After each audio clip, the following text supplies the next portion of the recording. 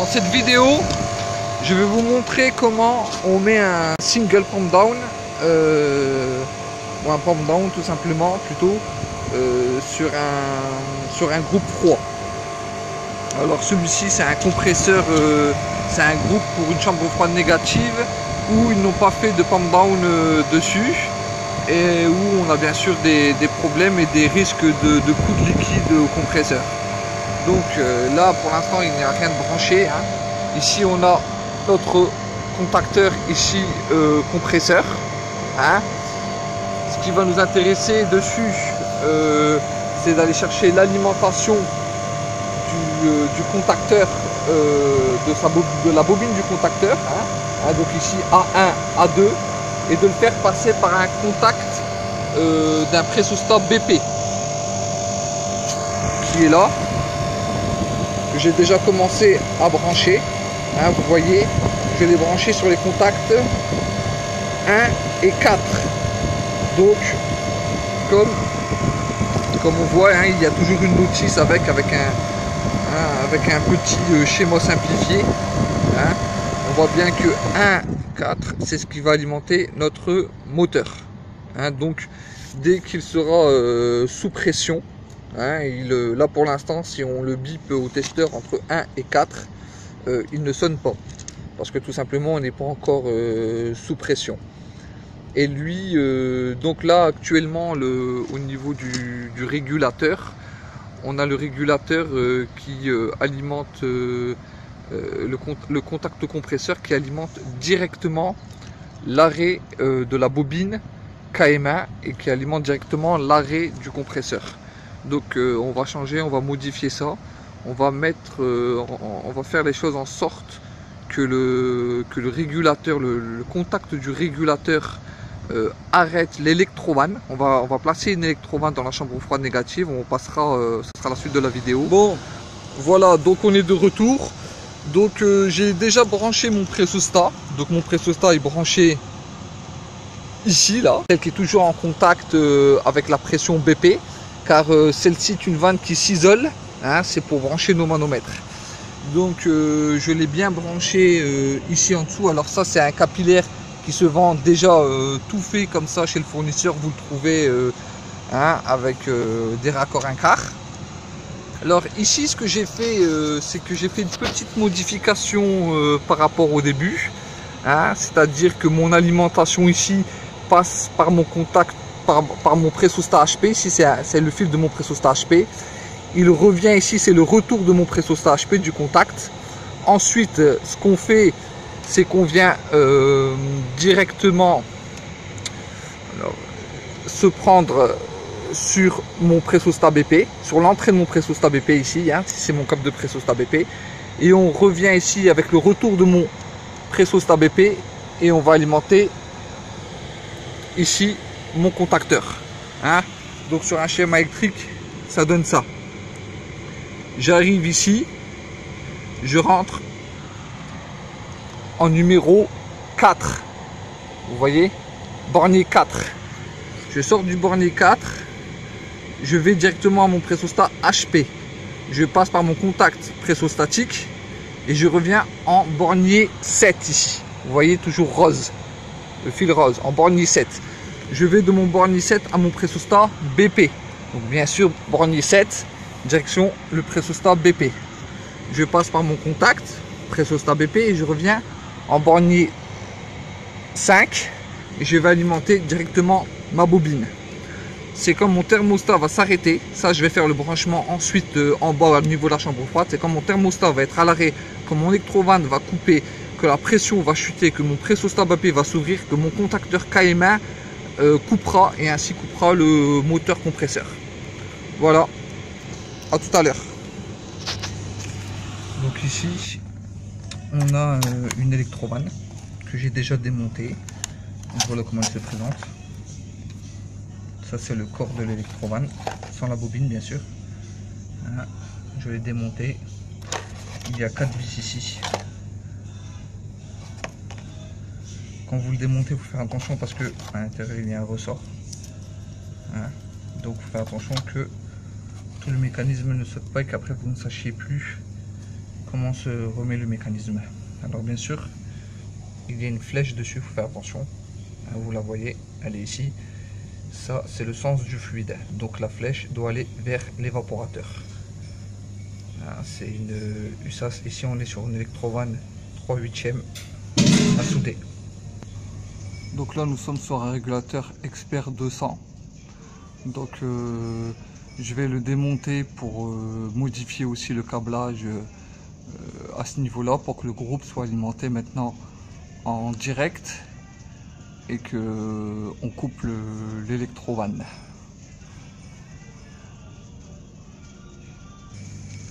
Donc voilà, j'ai ouvert mon régulateur. Comme on voit ici, il y a un petit schéma électrique à l'intérieur. Donc ici, mon compresseur ici, c'est le contact 14-15 qui est représenté ici, 14-15. Donc on avait l'alimentation qui venait de notre petit différentiel de 300 mA ici et qui allait vers le compresseur. Tout à l'heure, j'ai bien repéré que l'alimentation du contacteur KMA, c'était le câble noir. Donc là, ici, je vais directement mettre le câble noir à l'alimentation et je ne vais plus passer par le contact compresseur. Ce qui ira sur le contact compresseur, ce sera mon électrovan. Ouais, vous pouvez voir, j'ai aussi une prise en glace. Ouais, ça commence à faire beaucoup pour un seul dépannage.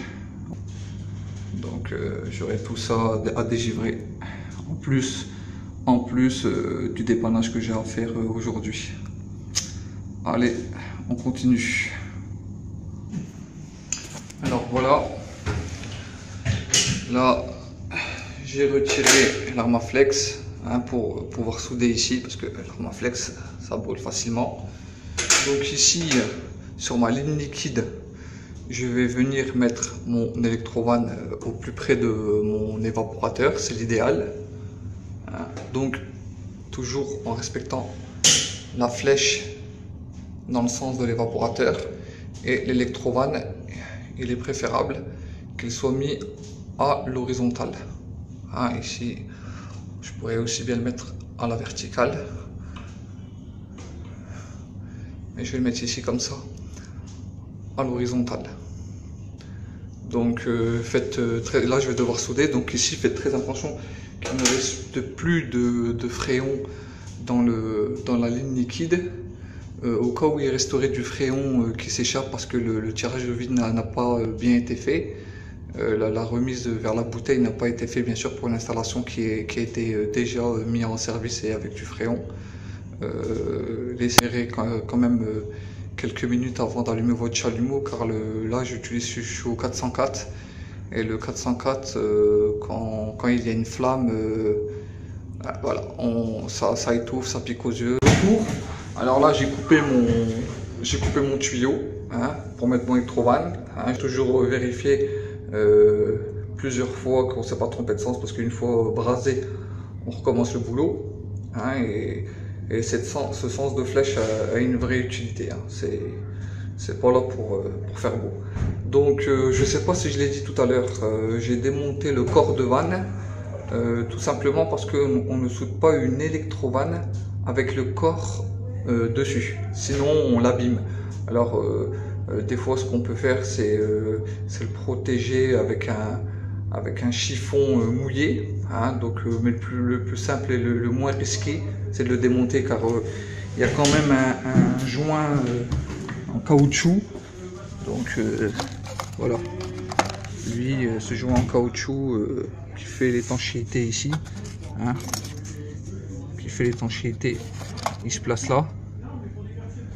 Ce joint en caoutchouc, s'il chauffe, autant vous dire que votre électrovan va finir par pisser. Donc là, je vais souder. C'est des simples soudures sur du 3/8. Donc on y va. Voilà, donc on est de retour. Je viens de souder, de braser plutôt, pour utiliser le bon terme, l'électrovan. Enfin le corps de l'électrovan. Donc on va attendre qu'il refroidisse. On évite d'y foutre de la flotte. Faut pas oublier que si le circuit à l'intérieur et que là il est grand ouvert, donc s'il y a de la flotte dans le circuit, c'est pas bon du tout, hein. Donc le chalumeau réglé avec l'oxygène sur 2,5 bar et l'acétyline sur 0,5. Donc vous m'excuserez des fois pour certains, j'explique des choses qui pour certains sont très évidentes, hein, mais je fais en sorte que cette vidéo s'adresse à un maximum de personnes. Alors voilà, en attendant que le corps d'Electrovan refroidit, je vais brancher ma bobine d'Electrovan, hein, qui viendra se déposer sur le corps. Donc alors, il y a une chose à laquelle il faut faire attention, c'est qu'elle corresponde bien à la puissance demandée par rapport à l'Electrovan que vous utilisez, hein. Ici c'est du watt, et surtout la tension d'alimentation. Il y a plusieurs bobines, hein, là on voit très mal sur la vidéo, mais ici c'est du 240 volts, hein. Il y en a en 24 volts et il y a différentes tensions. Donc il se peut qu'une commande soit en 24 volts et que vous mettiez une bobine en 240 volts, ça ne fonctionnera pas. Mais bon, il n'y aura pas de dégâts. Mais par contre, si vous mettez, si vous prenez une bobine 24 volts, vous la branchez sur une tension de 240 volts, elle va faire une grosse fumée blanche, bien dégueulasse, et ça va vous faire une petite frayeur. Et peut-être même qu'elle va se mettre automatiquement à la masse. Donc là, je vais procéder à son câblage. Donc le câblage n'est pas sorcier, c'est simple. Attendez 2 secondes, je pose le téléphone. Excusez-moi, je reviens vers vous. Donc ici, il y a 4 vis de l'autre côté. Vous les dévissez. Donc ici, vous avez des cosses. Ça, c'est les cosses de votre bobine. Terre, phase neutre. Ici, vous passez votre câble par le presse-étoupe et vous venez tout simplement câbler ici la terre, hein. Il y a toujours le logo qui est dessiné de la terre, ne pas vous tromper. Et là, phase et neutre. Tout de suite. Donc, c'est bon. J'ai coupé mon câble à la bonne dimension, hein, en laissant un peu plus de longueur.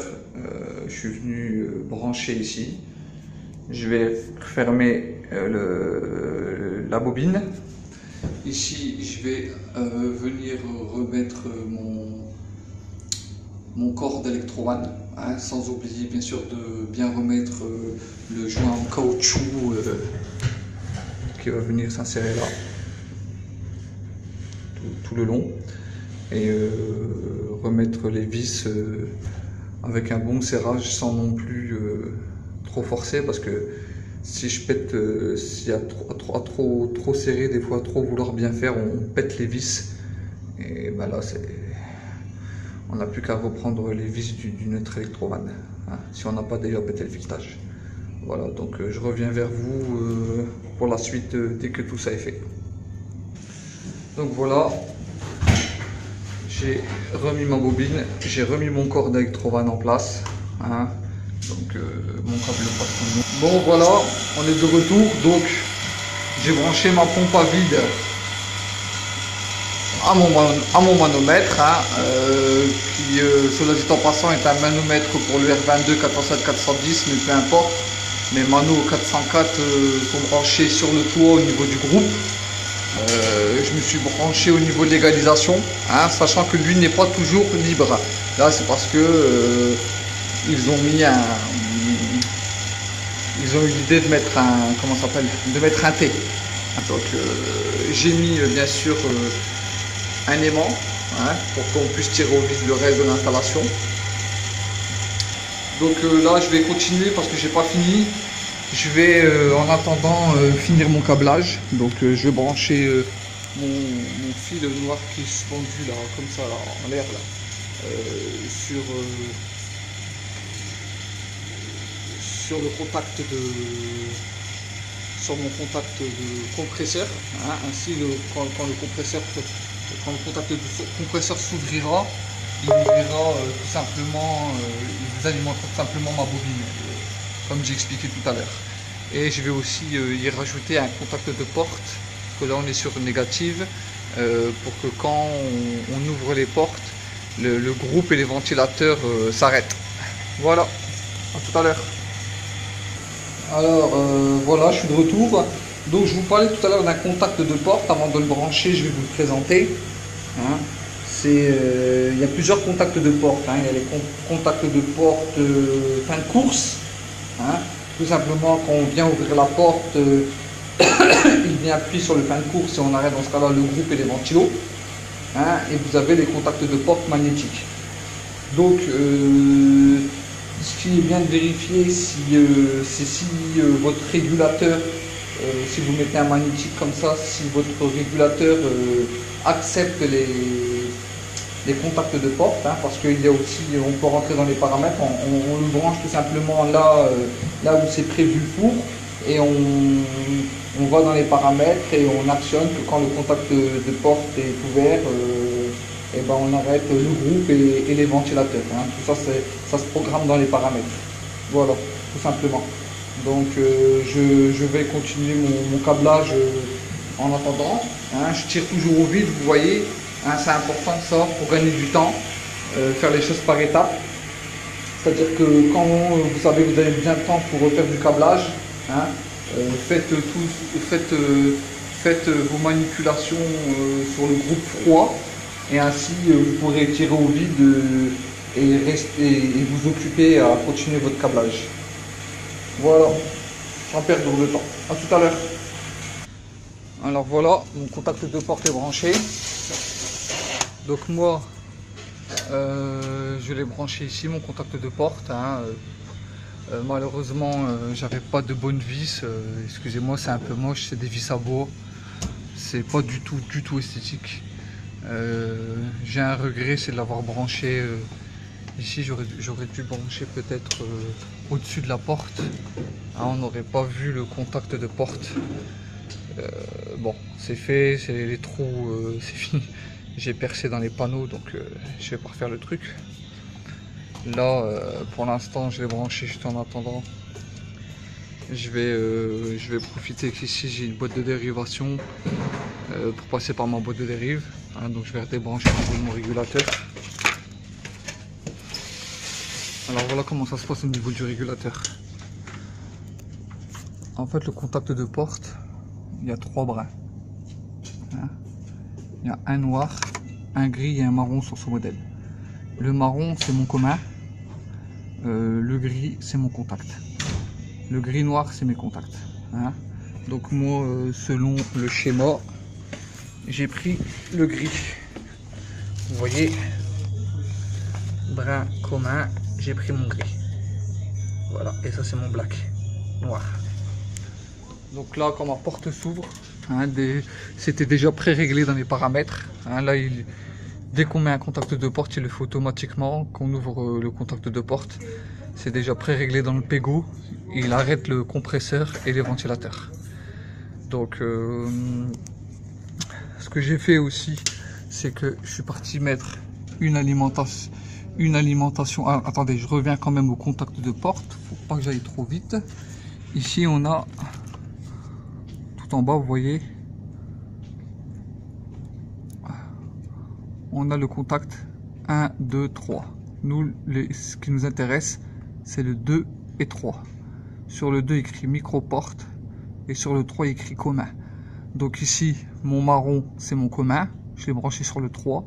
Et mon micro-porte, hein, mon contact de porte, c'est le gris que j'ai branché sur le 2, tout simplement. Donc pour en revenir à l'électrovanne, l'alimentation électrovanne, donc j'ai ramené une alimentation directement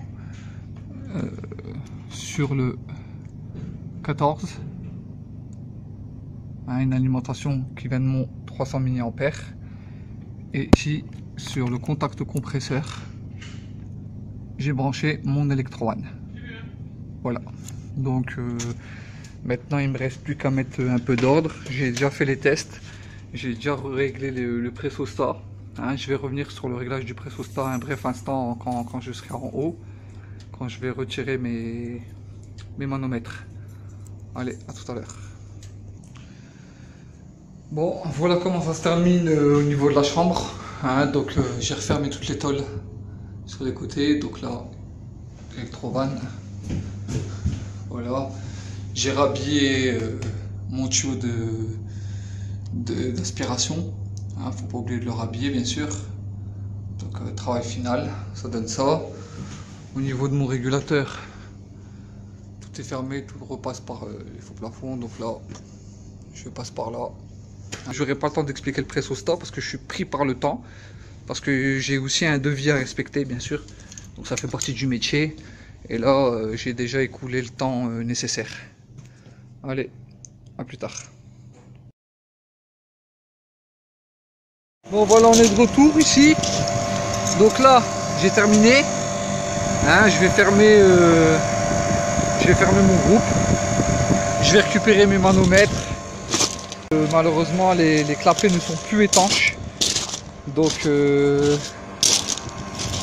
bah voilà, c'est à cause du fait qu'il s'est mangé des coups de liquide pendant tout le temps qu'il n'y a pas eu de pump down. Il faut savoir que le fluide migre naturellement vers l'endroit le plus froid. Hein, donc à chaque arrêt du compresseur, le fluide migre vers l'évaporateur.